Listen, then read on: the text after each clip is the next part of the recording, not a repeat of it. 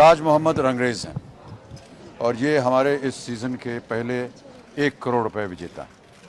और मैं बहुत मुझे आश्चर्य हुआ, बहुत देर से ये प्रयत्न करते रहे और उसके बाद ये जीत करके गए और इतनी अच्छे तरीके से इन्होंने गेम खेला है। बहुत ही सहज इनका स्वभाव, बहुत ही सरल इंसान और बहुत समय इन्होंने बिताया है लिखने में, पढ़ने में।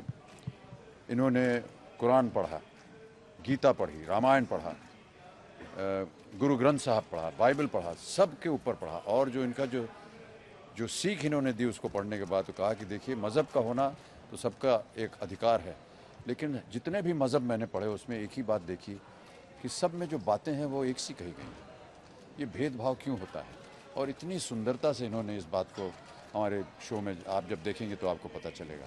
एक मिनट ठहरिए, इससे पहले कि इनको जो प्रोत्साहित किया है जीवन में, कहाँ है वो? आइए, ये की बड़ी बहन है।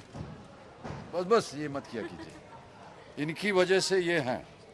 इन्होंने सब कुछ, इनको मैंने इनसे कहा कि इन्होंने अपना सब कुछ त्याग दिया और इनको पढ़ाने लिखने के लिए और इनको बड़ा करने में, लेकिन कहा ये त्याग नहीं है, मेरा कर्तव्य था कि मैं ताज को इस लायक बनाऊं कि वो एक दिन आकर के अपना नाम कमा सके। बहुत बहुत बधाई आपको। आप कुछ बोलिए। और ये ताज हैं। देखिए सर, मेरे लिए सबसे ज़िंदगी का एक ऐसा क्षण है जो ज़िंदगी की एक याद बन जाएगा आने वाले समय में, और हमेशा इसी याद के सहारे में बहुत लंबे समय तक जी सकता हूँ। जिन शख्स के साथ खड़े होने में दुनिया तरसती है वो मेरे सामने बैठकर मुझे खिला रहे हैं। मैं बड़ा खुश नसीब, और मैं कहना चाहूँगा इनके बारे में कि खुदा तो मिल जाता है, इंसान नहीं मिलते। ये जो चीज़ है जो देखी है कहीं कहीं में। मैं तो ये भी नहीं सोचा था सर कि मैं हॉट सीट पर पहुंच पाऊंगा या नहीं। आप 1 करोड़ की बात कर रहे हैं, है ना? लेकिन जैसे जैसे प्रश्न आते गए, जिंदगी के रास्ते आसान होते गए, उत्तर भी आते गए। और मैं कहता हूँ मेरी इंटेलिजेंस ही नहीं, ये सर और मेरी बहन और खुदा की दुआओं का नतीजा है, वरना इंटेलिजेंट तो दुनिया में बहुत सारे लोग काफ़ी होते देर हैं। तक ये फास्टेस्ट फिंगर खेला इन्होंने और असफल रहे कई बार, लेकिन अंत में ये विजयी हुए और हॉट सीट पर आते ही ये 1 करोड़ रुपए जीत गए। नहीं, देखिए, मैं आपको बता दूं एक बात, ये शायद मैं गलत हूँगा, लेकिन सिद्धार्थ मुझे बताएंगे कि ये पहले कंटेस्टेंट हैं जो 1 करोड़ रुपए जीते हैं और इनके पास 2 लाइफलाइन जीवित थी तभी भी।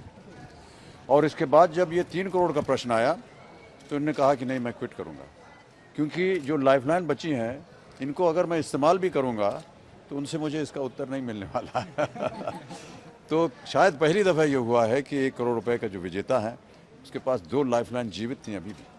कि मैं जब आया था तब मेरे सामने एक मकसद था कि मैं अपनी बेटी की आंखों का इलाज करवाऊं, है ना? ये तो मैं बता देता हूँ उनके बारे में। ताज की एक छोटी बच्ची है और काफ़ी देर तक उम्र में इनको पता नहीं चला कि वो बच्ची जो है वो चलते चलते कभी दीवार से टकरा जाए, कभी किसी फर्नीचर से टकरा जाए, और इनको पता नहीं होता था क्या वजह है। तो फिर इन्होंने डॉक्टरों को दिखाया और तब इनको पता चला, पैदाइश के कितने वर्ष के बाद? लगभग 1 साल के बाद। 1 साल के बाद उन्हें पता चला कि उनको दिखाई नहीं देता बच्ची को ठीक से। उनकी आंख बराबर है, सब कुछ ठीक है, एक कोई नस है जो कि ब्रेन में दबी हुई है और उसकी वजह से उनको दिखाई नहीं दे रहा है। तो इसका इलाज वो करवाना चाह रहे हैं, उसका इलाज हो सकता है। और इनका ऐसा मन था कि अगर विदेश में जाकर, इनको बताया गया कि विदेश में अगर इसका इलाज होगा तो वो पूरी तरह से ठीक हो जाएंगे। तो अब वो इलाज के लिए ज़रूर जाएंगे और अपनी बेटी का इलाज करवाएंगे। सर, हम राजस्थान से आए हुए हैं, है ना? और जो विश करने वाले थे वो तो मोबाइल मैंने वैसे ही स्विच ऑफ रख रखा है। पहली बात तो, है ना? तो मुझे तो जाने के बाद ही और शो जारी होने के बाद ही पता चलेगा कि कितने लोग मुझे चाहते हैं और कितने लोग नहीं चाहते हैं। अभी तो मैं कैसे बता सकता हूँ आपको। Thank you very much.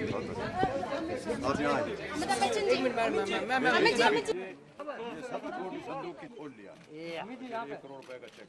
Sir mister बजा राइट, आपके राइट सर सेंटर।